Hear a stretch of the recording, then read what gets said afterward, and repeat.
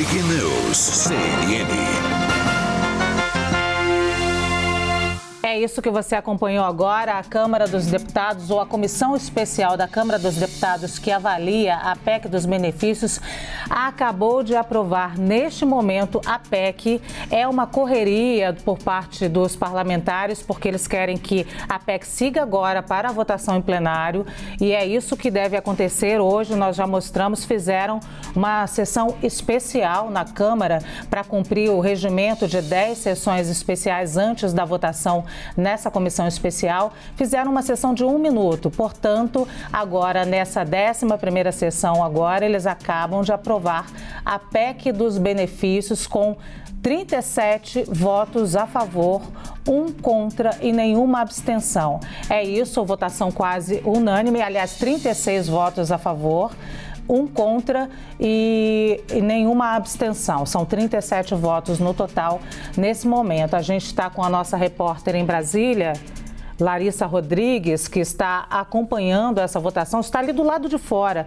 A Larissa já adiantou para a gente, desde cedinho, que eles iam correr, que era isso que devia acontecer, devia ser aprovada na comissão especial, e essa correria toda é para esse texto seguir nesse momento para o plenário, para a votação. Larissa.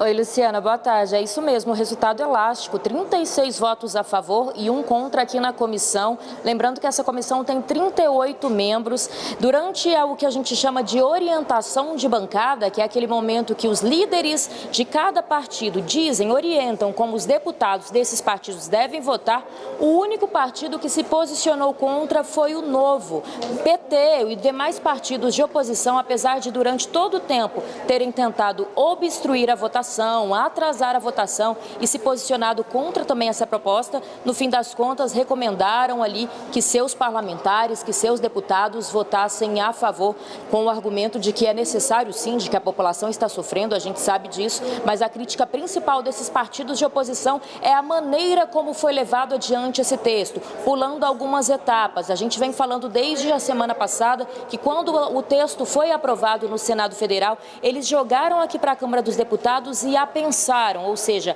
anexaram a outra proposta que já estava em tramitação. Toda uma tentativa, então, de pular algumas etapas em comissão. Essa comissão especial, por exemplo, o regimento interno da Câmara determina que precisam de 10 sessões de plenário enquanto essa comissão funciona. Então, eles apensaram nesse texto conhecido como PEC dos biocombustíveis, numa tentativa, então, de já votar como a gente viu hoje. Já chegou aí no finzinho desse prazo de 10. Hoje pela manhã, uma sessão de 1 minuto para fechar esse prazo de 10 sessões de plenário e poder ter essa votação aqui, então, na comissão. Lembrando, então, 36-1, ainda faltam o que a gente chama de destaques, mais ou menos 5 destaques, que é aquelas tentativas, últimas tentativas, que os parlamentares têm ali de tentar alterar o texto. Mas a expectativa é que nenhum desses destaques também sejam aprovados e que isso resolva toda a situação aqui na comissão para que o texto possa ser mandado e votado ainda hoje no plenário da Câmara dos Deputados. Vamos lembrar, essa PEC que inicialmente era aquela PEC que pretendia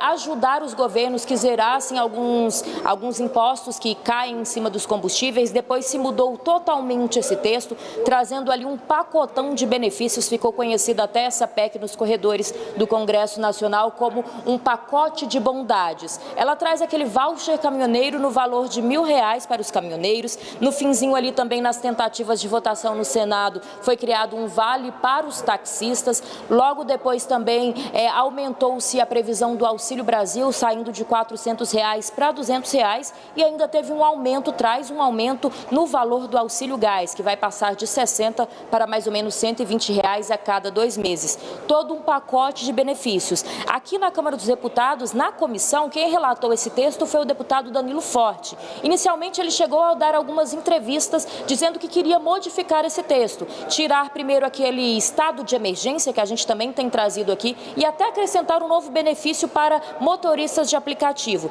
No fim, foi convencido pela ala governista e pelo próprio presidente da Câmara dos Deputados, Arthur Lira, que se empenhou nisso, de que não era para mudar nada no texto para poder votar logo. Isso porque, se tiver mudança aqui na Câmara dos Deputados, obrigatoriamente o texto tem que voltar para uma nova análise por parte do Senado Federal. No fim das contas, ficou o que a gente chama de estado de emergência. Isso porque, em ano eleitoral, a Constituição prevê, ela proíbe, na verdade, que seja criado qualquer tipo de benefício. Essa é uma parte ali da legislação eleitoral mesmo, numa tentativa de tornar os candidatos igualitários, né? Para quem está com a máquina no poder, quem está no governo, não ter ali aquela verba e poder até ter uma vantagem durante a eleição em cima de quem não está. Mas há algumas exceções de criação de benefícios, como, por exemplo, estados de calamidade de emergência. Por isso foi colocado no texto esse estado de emergência com o argumento da crise do petróleo. Outro fator que a oposição reclamou muito, que essa crise do petróleo ela já é antiga. O valor do petróleo vem aumentando desde o fim do ano passado.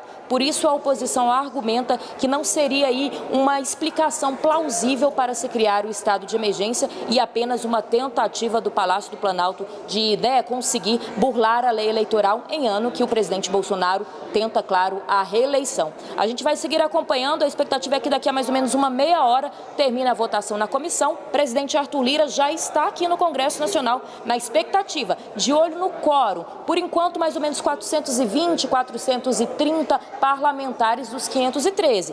Para uma quinta-feira, esse quórum é bom, então expectativa de votação ainda no plenário da Câmara hoje. Eu volto com vocês.